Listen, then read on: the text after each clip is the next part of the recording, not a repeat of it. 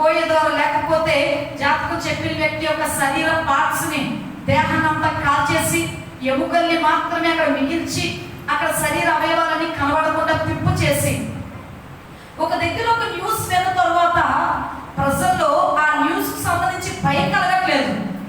దాన్ని ఇన్స్పిరేషన్ గా మనిషి తీసుకొని ఏం చేస్తున్నాడు, మరో తప్పు చేయడానికి, అదే విధంగా మరో తప్పును జరిగించడానికి మనిషి చాలా ధైర్యంగా ప్రయత్నిస్తున్నాడు. కుక్కర్లో ఉడకబెట్టిన సంఘటన చూసినప్పుడు బాబాయ్ ఎలా ఉడకబెట్టాడు, ఎలా మరి ఆ యొక్క హీటర్లో పెట్టి ఉడకబెట్టాడని కొంతమందిలో భయం కలిగితే, తప్పు చేసేవాడికి మాత్రం అది ఇన్స్పిరేషన్ గా ఉంది. ఇన్స్పిరేషన్ గా తీసుకొని మరో కొంతమంది మరణాలు ఇదే వెలుగులోకి చోటు చేస్తున్నాయి. మంచిని ఇన్స్పిరేషన్ గా తీసుకున్న వాళ్ళు ఎవరు కూడా లేరు. చెడుని ఇన్స్పిరేషన్ గా తీసుకున్న వాళ్ళు చాలా మంది ఉన్నారు. అయితే నిన్నటి దినాన న్యూస్ చూసినప్పుడు ట్రాన్స్జెండర్ యొక్క బాడీ పార్ట్స్ ని అలా వేరు చేసి బ్రిడ్జిల కింద ఎక్కడెక్కడ పడేసి వాడు నిశ్చింతగా ఉన్నాడు. వాడు చాలా ధైర్యంగా వాడి ప్రాంతానికి వాడు వెళ్ళిపోయి ధైర్యంగా ఉన్నాడు. వాడు తప్పు చేశాడని భయం కూడా లేదు, పాపం చేశాడన్న భయం కూడా లేదు. దొరికితే చెప్పుకుందాం అన్నంత ధైర్యంగా అన్ని పార్ట్స్ ని వేర్పరిచి ఎక్కడ పడితే అక్కడ పడేసి గుడ్డలో చుట్టేసి వాడు ధైర్యంగా ఉన్నాడు. కానీ కుటుంబస్తులకు ఆ వేదన, ఆ బాధ, ఆ యొక్క దుఃఖం ఎక్కువయ్యి ఆ జెండర్ వాళ్ళందరూ కూడా అక్కడ ఏం చేస్తున్నారంటే ఖచ్చితంగా మాకు న్యాయం జరగాలని అక్కడ నిలబడి వారు మరి వారి యొక్క బాధను వ్యక్తపరుస్తున్నారు. సమాజంలో ఒక చెడ్డ పని స్ప్రెడ్ అయ్యేంత విస్తారముగా నీతి ఎందుకు స్ప్రెడ్ అవ్వడం లేదు? నీతిని ఇన్స్పిరేషన్ గా తీసుకొని, పరిశుద్ధతను ఇన్స్పిరేషన్ గా తీసుకొని ఎందుకు ఒక వ్యక్తి భూమి మీద దేవుని యొక్క శక్తిని, దేవుని యొక్క మాటని తన జీవితంలో చూపించడానికి ఇష్టపడట్లేదు? దేవునికి రెండు ఉద్దేశాలు ఉన్నాయంటే మన పట్ల. ఒకటి, ఆయన యొక్క జ్ఞానము మన జీవితంలో ఎలా ఉండాలట, దేవునితో ఉన్న వ్యక్తి యొక్క జీవితం ఎలా ఉండాలని క్లియర్ గా ఆయన రాస్తూ ఆయన చెప్తున్నాడు. ఇక్కడ 14వ వచనంలో, మా ద్వారా ప్రతి స్థలములో క్రీస్తుని గురించిన జ్ఞానం యొక్క సువాసన కనపరచుచు. ఏ సువాసన? ఎలాంటి సువాసన? దేవుని జ్ఞానానికి మించిన దేవుని జ్ఞానంతో ఒక వ్యక్తి యొక్క జీవితం ఈ భూమి మీద సువాసనగా ఉండడానికి దేవుడు పిలుచుకున్నాడట. ఎంతమంది జీవితాలు సువాసనగా ఉన్నాయి? ఇంగ్లాండ్ దేశంలో సువార్త ప్రకటించిన జాన్ వెస్లీగా పిలువబడుతున్న వ్యక్తి అట తన జీవితంలో తెల్లారి 4 గంటలు లేచి గుర్రం మీద మరి ఎక్కి, గుర్రం మీద మరి ఆయన గుర్రం తొక్కుకుంటూ ఇంగ్లాండ్ దేశం అంతా తిరిగేవాడట. ఈ ప్రజలందరూ కూడా అరే ఎర్రివాడా, ఎవరు కూడా నువ్వు ఎంత తిరిగి దేవుడి సువార్త చెప్పుకుంటూ వెళ్ళిపోయినా ఒక్కడ కూడా వినేవాడు ఉండడు, ఎందుకు అనవసరంగా చచ్చిపోవడానికి ప్రయత్నిస్తావు? ఇంగ్లాండ్ దేశంలో ఉన్న ప్రజలు బహు ఘోరమైన మనుషులు, నిన్ను చంపడానికి కూడా వెనకాడు. చాలా మంది చెప్పారు, నీవు ఇలాంటి మూర్ఖులైన ప్రజల దగ్గరికి వచ్చి ఈ చీకటి కోణంలో ఏదో వెలుగు తీసుకొద్దాం అనుకుంటున్నావు. అసాధ్యం, అసాధ్యం అంటే ఏమన్నట, నన్ను సువాసనగా మార్చడానికి ఇంగ్లాండ్ దేశానికి దేవుడు నన్ను పంపించాడు. నన్ను సువాసనగా చూపించడానికి ఇంగ్లాండ్ దేశాన్ని పంపించాడు. ఈ చీకటి దేశాన్ని వెలుగుగా మార్చడానికి నా జీవితంలో నా సంవత్సరాలు ఎన్ని గడిచిపోతున్నా నేను విసుగుగా దేవుని సన్నిధిలో ఏంట్రో బాబు నీ ధైర్యము అంటే ఆయన అన్నట, ఈ రోజే నా చివరి రోజు అనుకుంటే, ఈ రోజే నా ఆఖరి రోజు అనుకుంటే, ఈ రోజే నేను చచ్చిపోతాను అనుకుంటే, ఈ రోజు నేనేం చేయాలో అవి చేయకుండా నేను చచ్చిపోను కదా. అవి నేను టక టక టక టకమని ఏం చేస్తాను చెప్పాలి, చేసేస్తాను కదా. నేను అదే ఆఖరి రోజు నా రోజు అనుకుంటే నేను ఆ రోజు నేను చేయాలనుకున్న పనులు చెప్పకుండా చేయకుండా నేను పూర్తి చేయను కదా. పూర్తి చేయకుండా నా ప్రాణం అనేది మరి పూర్తయిపోతే నాకు ఏం మనశ్శాంతి ఉంటుంది? అలాగే నేను ఇంగ్లాండ్ దేశంలో తిరుగుతున్నప్పుడు నా యొక్క ఆస్పద కోరిక ఏంటంటే ఇదే నా ఆఖరి రోజు, ఇదే నా ఆఖరి రోజు. క్రీస్తు సువార్త ప్రకటించడానికి ఈ రాత్రి నన్ను పిలిస్తే, ఈ రాత్రి నన్ను ఆయన యొక్క చేతులతో నన్ను లేపితే, నేను ఆయన యొక్క శుభవార్తను, సువాసనను పరిచయం చేయకుండా చనిపోతే నేను దేవుని యొక్క చిత్తాన్ని నెరవేర్చలేని దానిగా, నెరవేర్చలేని వాడిగా ఉంటానేమో. నేను సువాసనగా మారడమే కాదు, నా సువాసన అనేకులకు నేను ఏం చేయాలి చెప్పండి? ఇక్కడ పౌలుగా చెప్తున్నారు, సమస్త జ్ఞానానికి ఆయనకు మించిన దేవుని యొక్క సన్నిధి మన సువాసనగా మార్చడానికి అని పిలిచాడట. మీ జీవితంలో ఎంతమంది సువాసనగా ఉన్నారు? సువాసన అంటే ఏంటో తెలుసా? మంచి వాసన. నీ కుటుంబాన్ని చూసినప్పుడు ఎంతమందికి మీరు సువాసనగా కనబడుతున్నారు? మన ఒక రోజు బస్ మీద వెళ్తుంటే బస్సులో కూర్చొని ప్రార్థన చేసుకుంటున్నాను. కొంతసేపటికి నాకు తెలియకుండా నా నోటి నుంచి ప్రార్థన బయటకు వినబడుతుంది. నిజంగా అయితే మామూలుగా అయితే నేను బయటికి ప్రార్థన చేయడానికి ఇష్టపడను. అందరి యొక్క మనసులో ఒకలా ఉండవు కాబట్టి, మరి చాలా వ్యతిరేకతలు వస్తున్నాయి కాబట్టి బయటికి చెప్పడానికి ఇష్టపడకుండా లోపల నుంచి ప్రార్థన చేసుకుంటూ ఉంటాను. నాకు తెలియకుండా మరి కొంతసేపటికి నా వాయిస్ బయటకు రావడం మొదలైంది. నా పక్కన ఒక ఆమె కూర్చోంది. ఆమె యొక్క వయస్సు 62 లేదా 61 సంవత్సరాలు ఉంటాయి. ఆమె అంటుంది, ప్రార్థన చేసుకుంటున్నావు పాప అన్నది నన్ను. నేను తిరుగుబడి కలిపి అవునండి అన్నాను. నాకు ప్రార్థన చేసుకోవడం చాలా ఇష్టం అమ్మ అన్నది ఆమె. చాలా సంతోషం అండి అన్నాను. నా ప్రార్థన ద్వారా నా కుటుంబంలో 23 మంది మారారమ్మా అన్నది ఆమె. ఇంకా సంతోషం అండి అన్నాను. అప్పుడు ఆమె అంటుంది, నాకు రక్షణ ఎలా వచ్చిందో తెలుసమ్మా అన్నది ఆమె. తెలియదేంటి అన్నాను. నా కాలేజ్లో నా యొక్క మరి టీచరు ఆమె చెప్పే యొక్క సబ్జెక్ట్ని నేను చాలా ఇష్టపడేదాన్ని. నా టీచర్తో నేను మాట్లాడుతున్నప్పుడు మళ్ళీ మాట్లాడాలనిపించేది.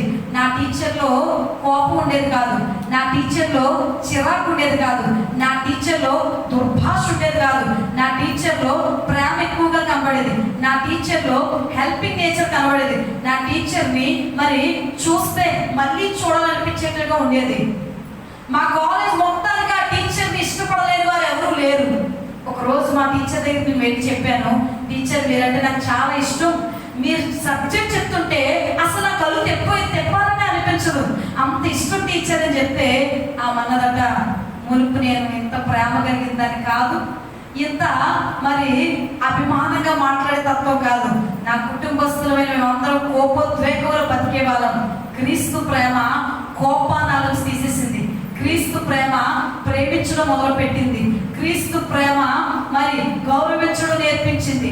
క్రీస్తు ప్రేమ అందరినీ కూడా మరి నన్ను క్షమించేటట్లు చేయమని నేర్పించింది. నా కుటుంబంలో నా తండ్రి మూర్ఖుడైనప్పుడు నా తల్లి కోపంతో నా తండ్రిని చంపిన కుటుంబం నాది. కోపంతో మా నాన్న మా అమ్మే చంపేసింది.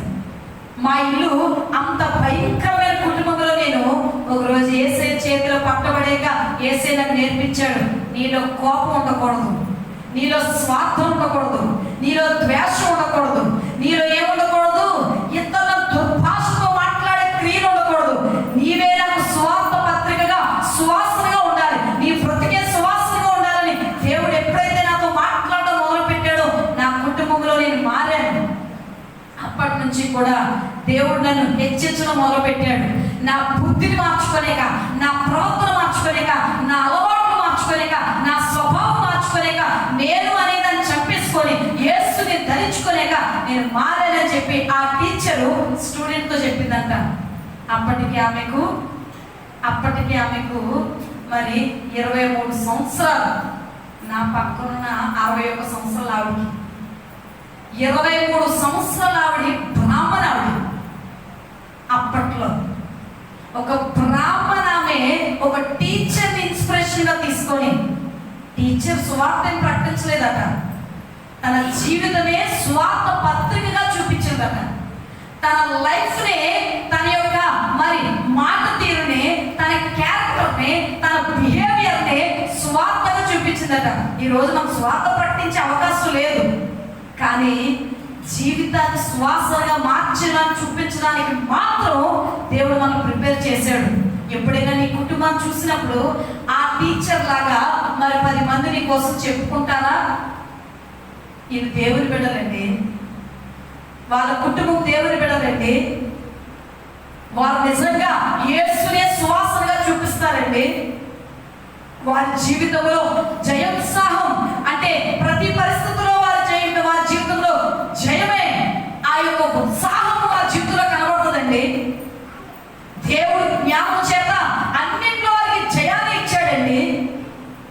సువాసనగా వారి జీవితం ఉందండి అని ఆమె చెప్తున్న పక్కనున్న 61 ఏళ్ల ముసలామె చెప్తుంది, 23 సంవత్సరాల వయసులో బ్రాహ్మణ కుటుంబంలో నేను మొట్టమొదటిగా యేసు ప్రభువుని సొంత రక్షకుడుగా అంగీకరించాను. నా టీచర్ని చూసి, యేసును చూసి కాదు, నా టీచర్ని చూసి నేను మారాను. 23 సంవత్సరాల వయసులో నా టీచర్ని చూసి మారిన నేను ఈ 60 ఏళ్లలో ఎంతమందిని యేసే కోసం సంపాదించాలో తెలుసమ్మా? నాకు చెప్తుందామె. తన కుటుంబంలో ఉన్న ఎంతమంది విన్నారా? ఇక్కడే ఉన్నారా? ఎంతమంది? ఈ చెప్తున్నానండి, ఆడవాళ్ళందరూ పడుకున్నారు ఏంటి? 23 మందిని ఆమె తన కుటుంబంలో, బ్రాహ్మణ కుటుంబంలో ఉన్న తన కుటుంబాన్ని క్రీస్తు కోసం సంపాదించిందట. తన యవ్వన ప్రాయంలో కొట్టారట, ఉమ్మేశారట, తిట్టారట, మరి ఇంట్లోంచి పంపించేశారట. టీచర్ని ఇన్స్పిరేషన్గా తీసుకున్నామే దేవుని సువాసనను కుటుంబాన్ని అంతటికీ పంచినంత వరకు కూడా తన ఉపవాస ప్రార్థన వదలలేదట, తన భక్తిని వదలలేదట, తన జీవిత విధానంలో మరి విసిగిపోలేదట.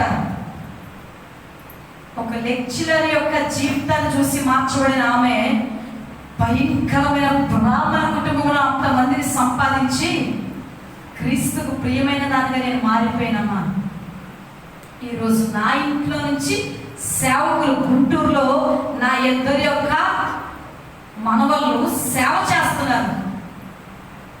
ఒక పని మీద వైజాగ్ వచ్చాను, నేను కలుసుకోవడం చాలా సంతోషం. అప్పుడు నేను కూడా మన సంఘం కోసం, నా కోసం చెప్పేసరికి మా మనవడు సంఘానికి వాక్యం చెప్పడానికి వస్తావమ్మా గుంటూరు అన్నదామె. ఎలా కలిసిపోయాయో మా హృదయాలు. కేవలం 20 నిమిషాల జర్నీలో కూర్చుంటే ఏం మాట్లాడుకుంటాం మనం? సువాసన మనలోంచి వస్తుందా, దుర్వాసన మనలోంచి వస్తుందా? మన కుటుంబంలోంచి బయటికి వినబడేవి ఏంటి? ఎలాంటి మాటలు వినబడతాయి? ఈ వేకువ జామున ప్రార్థనలో దేవుడి రోజు మనతో చెప్తున్నాడు, ఎలా ఉన్నావు నువ్వు? ఎలా ఉన్నావు నువ్వు? దేవుడు 2 మాటలు చెప్తున్నాడు. దేవుని జ్ఞానం యొక్క సువాసన మనలో నుంచి కనుపరుచుకోవడానికి. ఈరోజు ఒక ట్రాన్స్జెండర్ యొక్క మరణం చూసినప్పుడు, దానికంటే ఇంకో కొన్ని మరణాలు చూసినప్పుడు, ఆ మరణాల్ని దురుద్దేశంతో చూసిన వారు ఇన్స్పిరేషన్గా తీసుకొని అలాంటి మరణాల్ని రిపీట్ చేస్తున్నారు. దాన్ని ఖండించే పరిస్థితులు లేవు. మానభంగా చేసినాడు మానభంగా చేసుకుని వెళ్ళిపోతున్నాడు, చంపినట్టు వెళ్ళిపోతున్నాడు. న్యూస్ ఛానల్ నుంచి వస్తున్న దుర్వార్తల్ని ఇంకొకరు ఇన్స్పిరేషన్గా తీసుకుంటున్నారు.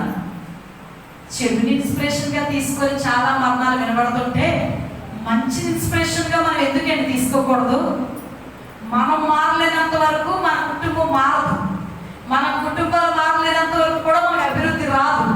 మనకు అభివృద్ధి రాకపోతే ఈ భూమి మీద మన యొక్క కుటుంబం సువాసనగా, ఆయన చెప్తున్నాడు, ఎందరైతే ఆయన నమ్మి వస్తారో భూదిగంతముల వరకు సాక్షులుగా ఉంటారట. కూర్చోవడానికి, ప్రార్థన చేసి వెళ్ళిపోవడానికి కాదు ఆయన ఇక్కడ మనం పిలిచింది.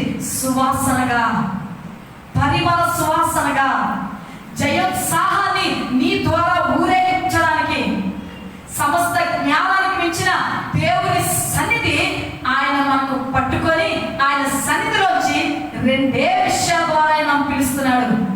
సువాసనగానే ఉండాలి. అపోస్తలుడైన పౌలు గారు చెప్తున్నారు, దేవుని యొక్క సువాసన నీలో నుంచి ఉందా? వివేకోజాము 4 గంటల ప్రార్థనకు వచ్చిన మనందరితో ఆయన చెప్తున్నాడు, నీలోంచి సువాసన రావాలి.